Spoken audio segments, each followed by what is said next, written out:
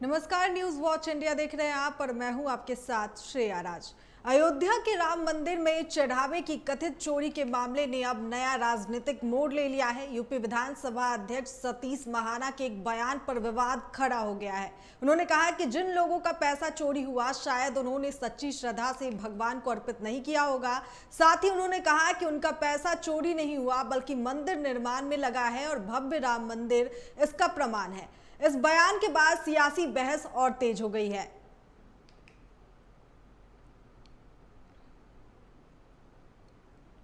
अब बात करते हैं हमीरपुर की। हमीरपुर में एक तरफ प्रशासन शहर की व्यवस्था को बेहतर बनाने के लिए बदलाव की तैयारी में है, तो दूसरी तरफ व्यापारियों ने इसका विरोध शुरू कर दिया है। ऐतिहासिक सुभाष बाजार सब्जी मंडी को हटाने के फैसले के खिलाफ व्यापारियों ने मोर्चा खोल दिया है। वहीं इस मामले पर व्यापार मंडल अध्यक्ष धीरू गुप्ता का क्या कहना है, वो सुनते हैं।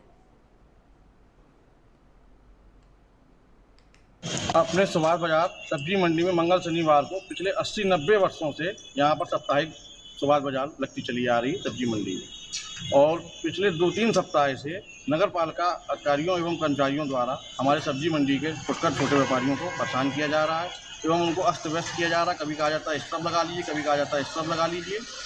तो इस क्रम में हम लोगों ने कल नगर पालिका अध्यक्ष महोदय को बुलाकर वहाँ वार्ता की, जिसमें उन्होंने बताया किसी आपके व्यापारी ने व्यापार बंधु की बैठक में ये क्वेश्चन वहाँ पर प्रश्न रखा है। इसके लिए डीएम साहब ने नगर पालिका शासी अधिकारी को आदेशित किया है। तो इसी क्रम में हम लोग डीएम साहब महोदय से मिलने आए थे कि सुभाष बाजार की सब्जी मंडी जो 80 वर्षों से चली आ रही है, छोटे छोटे व्यापारियों को डिस्टर्ब ना किया जाए, जिससे उन व्यापारियों को कठिनाइयों का सामना करना पड़ रहा है। इन्हीं समस्याओं के क्रम में हम लोगों ने डीएम साहब से मिलने आए थे। अपर जिलाधिकारी महोदय मिली हैं, उनसे अपनी समस्याएं बताई कि एक व्यक्ति के चक्कर में पूरी बाजार सुभाष बाजार एवं शहर को करीब 80 साल पुरानी मंडी से उनका रोजगार और स्थानीय लोगों की सुविधाएं जुड़ी हुई है। इस पर ज्यादा जानकारी के लिए सीधा जुड़ेंगे संवाददाता शिवम सिंह के साथ। शिवम, व्यापारियों का विरोध किस बात को लेकर है और प्रशासन मंडी को क्यों हटाना चाहता है?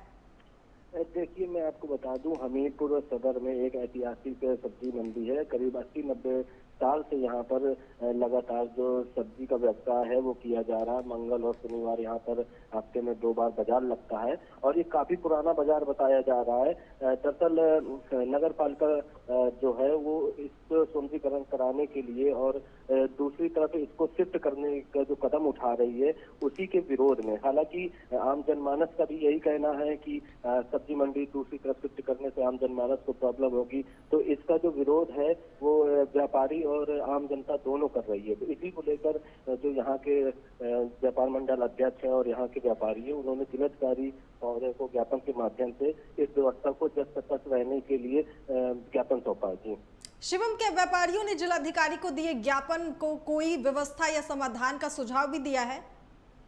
देखिए, जिलाधिकारी महोदय ने आश्वासन दिया है कि व्यवस्था को सुचारू रूप से चलाने के लिए जो व्यवस्थाएं हैं उसको की जाएगी, किसी को कोई परेशान होने की जरूरत नहीं है। लेकिन व्यापारी जो है सब्जी मंडी को जस को तस वहीं पर रहने के लिए अड़े हुए हैं और उन्होंने चेतावनी भी दी है कि मांग पूरी होने पर न होने पर व्यापार मंडल आंदोलन की रणनीति बना सकता है। जी, मंडी हटने से व्यापारियों और स्थानीय लोगों पर किस तरह का असर पड़ने की बात कही जा रही है? देखिए, मैं आपको बता दूं, कहीं ना कहीं ये हमीरपुर शहर है और छोटा शहर है। जिस प्रकार से यहाँ पर जो सब्जी मंडी है, अगर इसको कहीं दूर भेजा जाता है, जो यहाँ के लोकल के बासिंदे हैं उनको कहीं ना कहीं तमाम प्रकार की दिक्कतों का सामना करना पड़ सकता है। जी शिवम, फिलहाल प्रशासन की ओर से विरोध और व्यापारियों की मांग पर क्या प्रतिक्रिया सामने आई है? देखिए, व्यापारी जो है इस मंडी को हटाने का विरोध तो कर ही रही है। उसी प्रकार जिलाधिकारी महोदय ने उनको आश्वासन दिया है कि किसी भी लोकल के आदमी को या व्यापारी को किसी प्रकार की कोई दिक्कत नहीं होगी और उसको बैठकर आपस में रणनीति बनाकर उसको शिफ्ट किया जाएगा। जी, बहुत बहुत धन्यवाद शिवम हमारे साथ जुड़ने के लिए। अब रुक करते हैं अगली खबर की ओर। फतेहपुर से एक महिला से छेड़खानी का मामला सामने आया है। बिंदकी कोतवाली क्षेत्र में धान लगाने खेत गई महिला ने 3 युवकों पर छेड़खानी का आरोप लगाया है। पीड़िता का कहना है कि शिकायत देने के बावजूद 7 दिन बाद भी कोई कार्रवाई नहीं हुई। इसके बाद महिला ने एसपी की शिकायत पत्र देकर आरोपियों के खिलाफ कार्रवाई की मांग की है। पुलिस मामले की जांच में जुटी है। खुद सुनिए पीड़ित महिला ने क्या कुछ बताया।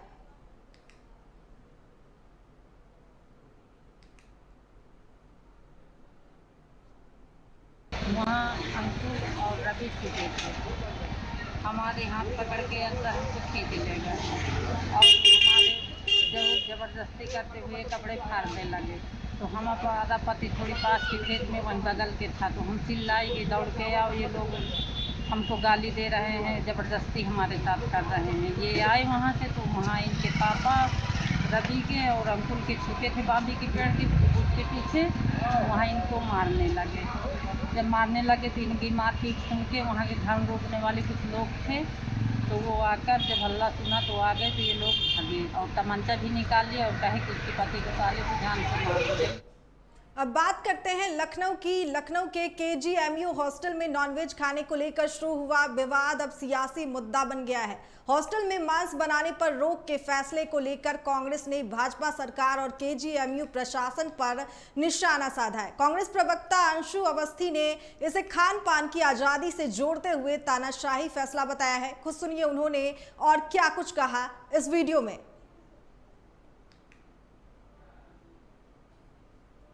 किसी को भी किसी के निजी खान पान पर, रहन सहन पर, धर्म को मानने पर रोकने का अधिकार नहीं है। KGMU के प्रशासन ने जिस तरीके की रोक सरकार के इशारे पर लगाई है कि मांसाहार वहां पर ना बने, ये पूरी तरीके से असंवैधानिक है, गलत है।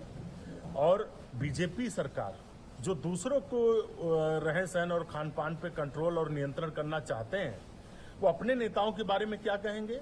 जब बीजेपी के असम के मुख्यमंत्री कहते हैं कि आप गाय के मांस को घर में काट के खाइए, उनके केंद्रीय मंत्री किरण रिजिजू कहते हैं कि मैं गौ मांस खाता हूं, मुझे कोई रोक के दिखाए।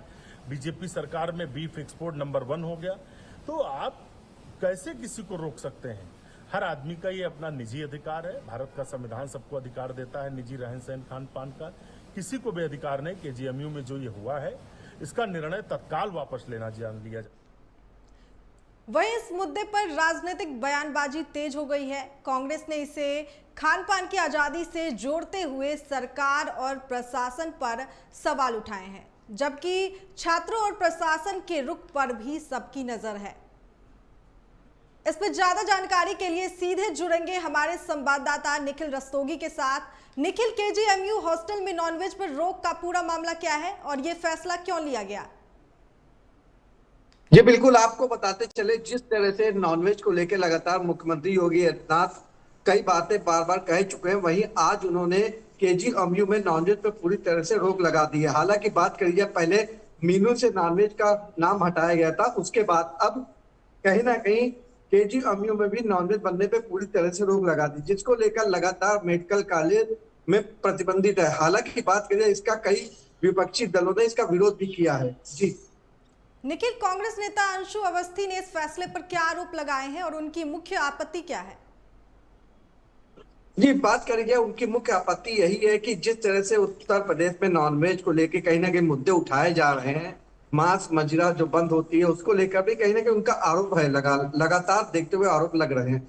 हालांकि बात करिए, अब सावन भी आ रहा है, सावन पे जिन मुख्य मार्गों पे से कांवड़ यात्री निकलेंगे, वहां पे भी कई दुकानों को पूरी तरह से रोक की बात कही जा रही है। जी, क्या KGMU प्रशासन की ओर से इस विवाद पर कोई सफाई या आधिकारिक बयान सामने आया है? जी बिल्कुल, आपको बताते चले, हालांकि बात करिए, अभी इस मामले पर कोई भी सफाई पे बयान नहीं आया है। पूरी तरह से फिलहाल मेडिकल कॉलेज में इस पर रोक लगा दी गई है।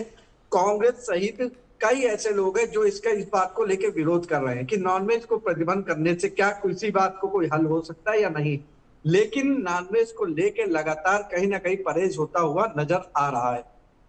निखिल, फिलहाल छात्रों की प्रतिक्रिया क्या है और इस मामले में आगे क्या कदम उठाए जा सकते हैं?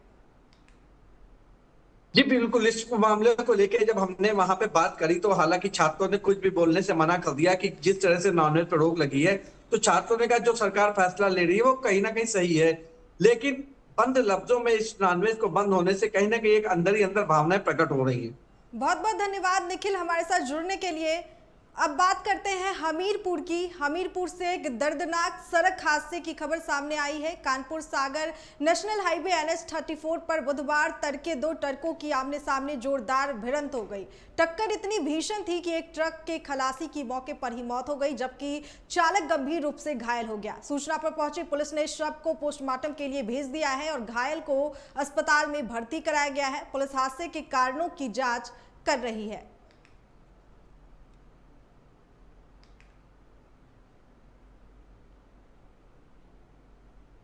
रुड़की के मंगलौर से सियासी बयानबाजी की खबर सामने आई है। मरहूम विधायक हाजी सरबत करीम अंसारी के बेटे उबैदुर रहमान उर्फ मोंटी ने राहुल गांधी के उत्तराखंड दौरे और कांग्रेस की राजनीति पर सवाल उठाए हैं। उन्होंने कांग्रेस विधायक काजी निजामुद्दीन पर भी निशाना साधते हुए छात्रों के मुद्दों पर पार्टी की भूमिका पर सवाल खड़े किए। मोंटी ने पेपर लीक, स्कूल सुविधाएं और छात्रवृत्ति मामले को लेकर कांग्रेस से जवाब मांगा है। खुद सुनिए उनका ये बयान। देखिए, सबसे पहले तो आपका अपना कीमती समय निकाल करके यहाँ पर आने के लिए बहुत बहुत शुक्रिया, बहुत बहुत धन्यवाद। देखिए, मैं बताना चाहूँगा कि हमारी टीम जो है छात्रों के साथ पूरी तरीके से खड़ी है। हम छात्रों के साथ शाना बशाना पूरी ताकत के साथ खड़े हैं। लेकिन मैं एक बात ये कहना चाहूँगा कि छात्रों के साथ राजनीति नहीं होनी चाहिए। ये जो छात्रों को इकट्ठा करके जो किया जा रहा है, ये एक राजनीतिक स्टंट है। मैं पूछना चाहूँगा विधायक जी से कि आपके भाई पर और आपके परिवार पर जो छात्रवृत्ति का घोटाले का जो मामला चल रहा है, उसमें 2.5 करोड़ की जो है राशि आपके द्वारा जो है, आपके परिवार के द्वारा जो है बच्चों के नाम पर जो है सरकार से ले ली गई, उसका कुछ पता नहीं है। तो बच्चों को बुला करके अपनी राजनीतिक रोटियां सेकने के लिए आपने ये मीटिंग रखी है, बहुत अच्छी बात है। लेकिन आप उसका भी तो हिसाब दीजिए कि जो आपने बच्चों के नाम पर जो है सोसाइटी स्टूडेंट वेलफेयर का जो पैसा मंगाया था उस। अब रुक करते हैं अगली खबर की ओर। बुलंदशहर के सिकंदराबाद से सनसनीखेज वारदात सामने आई है। गांव निजामपुर में पैसों के लेन देन को लेकर 2 पक्षों के बीच जमकर फायरिंग हुई। इस गोलीबारी में अजब सिंह और सोनू की मौत हो गई, जबकि 2 लोग घायल बताए जा रहे हैं। घटना के बाद इलाके में दहशत फैल गई। सूचना मिलते ही एसएसपी समेत पुलिस के बड़े अधिकारी मौके पर पहुंचे और भारी पुलिस बल तैनात कर दिया गया। खुद सुनिए एडीजी भानु भास्कर ने इस घटना पर क्या कुछ बताया। ये हम लोग थाना सिकंदराबाद में जनपद बुलंदशहर में यहाँ पे गांव पे खड़े हैं। इसमें ये सूचना प्राप्त हुई है और हमारे साथ डीआईजी मेरठ रेंज श्री कलानिधि नथानी साहब और एसएसपी बुलंदशहर श्री दिनेश कुमार सिंह साहब हैं। ये सूचना प्राप्त हुई है कि पैसे को लेन देन को लेके फायरिंग की घटना हुई है, जिसमें 2 व्यक्तियों की मृत्यु हुई है। इसमें जो मृत्यु जो हुई है उसमें सुनील उर्फ सोनू पुत्र यादराम और दूसरे हैं जो प्रथम पक्ष है वो सुनील उर्फ सोनू पुत्र यादराम है और सत्तू पुत्र लोकेश निवासीगण है निजामपुर थाना से। रामपुर के टांडा से बैंक धोखाधड़ी का हैरान करने वाला मामला सामने आया है। आरोप है कि एक मृतक के एसबीआई खाते से जीवित रहते हुए 17,48,000 रुपए निकाल लिए गए, जबकि मौत के बाद भी 21,000 रुपए की रकम निकाली गई। पीड़ित परिवार ने मिनी एसबीआई शाखा संचालक पर गंभीर आरोप लगाते हुए पुलिस और बैंक अधिकारियों से शिकायत की है। वहीं इस मामले पर एसबीआई टांडा शाखा के बैंक मैनेजर योगेश कुमार और शिकायतकर्ता मोहम्मद अली ने क्या बताया, वो सुनिए। जी बताइए। मेरा नाम मोहम्मद अली है और मेरे वालिद के नाम पे पैसे पड़े हुए थे, तो इन्होंने पूरा 1 साल हमें लगा दिया बारिश एंड में और कह रहे अभी साइड बंद है 2 महीने के, बोले ये क्या लखनऊ फाइल तैयार होने के लिए गई है। इन्होंने हमें गुमराह किया है, इसलिए हम चाहते हैं कि हमारे पैसे जो हमें मिले। शिकायतकर्ता से शिकायत की गई है और विपक्षी जो है उसकी तरफ से भी उसका रिप्लाई आया है। दोनों को उठा के मैं जो अपने उच्च अधिकारी को भेज रहा हूँ। तो आगे कार्रवाई जो है ना वो रीजनल ऑफिस से रामपुर से। अच्छा, ये पैसा आपके बैंक से तो नहीं निकला है ना? नहीं, हमारे यहाँ से केवल ट्रांसफर हुआ, उनको ट्रांसफर हुआ है। 17,48,000 रुपये निकला है, ऐसा पैसा है? जो भी जांच का विषय देखते हैं। अच्छा, कुल डेट के बाद में 1 महीने 21,000 डेट के बाद निकला, ये जांच का विषय है, देखते हैं। कार्रवाई होगी इसमें? बिल्कुल शुरू होगी, अगर कुछ पाया गया तो संदिग्ध तो पक्का कार्रवाई। रुड़की से उत्तराखंड परिवहन निगम कर्मचारियों की मांगों से जुड़ी बड़ी खबर सामने आई है। प्रदेश भर से पहुंचे सैकड़ों कर्मचारियों ने सहित कई मांगों को लेकर परिवहन मंत्री प्रदीप बात्रा को ज्ञापन सौंपा। कर्मचारियों का कहना है कि करीब 20 वर्षों से सेवा देने के बावजूद उन्हें अस्थायी दर्जा नहीं मिला है।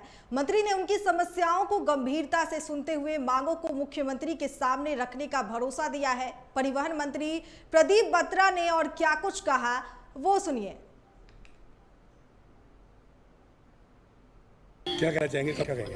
परिवहन विभाग के समस्त कर्मचारी, चालक, परिचालक और जो भी कर्मचारी हैं सभी यहाँ पर आज उपस्थित हुए। सभी से वार्ता हुई और सभी ने जो अपनी समस्या है उसके बारे में बताया और मैं समझता हूँ कि जो समस्या है वो गंभीर है। समस्या का समाधान होना चाहिए और जो जिस प्रकार का कार्य कर रहा है उसको उस प्रकार का वेतन मिलना चाहिए और तरक्की भी होनी चाहिए। तो विभिन्न श्रेणियों में अलग अलग सूची मंगाकर मैं इस पर कार्रवाई करूँगा और जो भी मामला होगा उसको माननीय मुख्यमंत्री चर्चा करके कैबिनेट में रखा जाएगा। हमारे बीच हमारे राज्य मंत्री देसाज जी उपलब्ध हैं और सभी यहाँ पर जितने भी कर्मचारी हैं, एक बार पुनः सबका धन्यवाद करता हूँ जो प्यार और सम्मान इन्होंने दिया और इनकी सभी मांगों को मैं समझता हूँ कि सही पटल पर रखा जाएगा। और अब चलते हैं सबसे आखिरी खबर की ओर। बॉलीवुड के चर्चित कपल दीपिका पादुकोण और रणवीर सिंह इन दिनों अपनी पर्सनल लाइफ को लेकर सुर्खियों में हैं। दूसरे बच्चे के स्वागत की तैयारियों के बीच दोनों मुंबई में लंच डेट पर नजर आए। भारी सुरक्षा के बीच कपल एक मशहूर रेस्टोरेंट में बेने डोसा खाने पहुंचे। सोशल मीडिया पर सामने आए वीडियो में दोनों कैजुअल लुक में दिखाई दिए। दीपिका और रणवीर की ये सिंपल आउटिंग फैंस के बीच चर्चा का विषय बनी हुई है। इस बुलेटिन में फिलहाल इतना ही। तब तक देखते रहिए न्यूज़ वॉच इंडिया।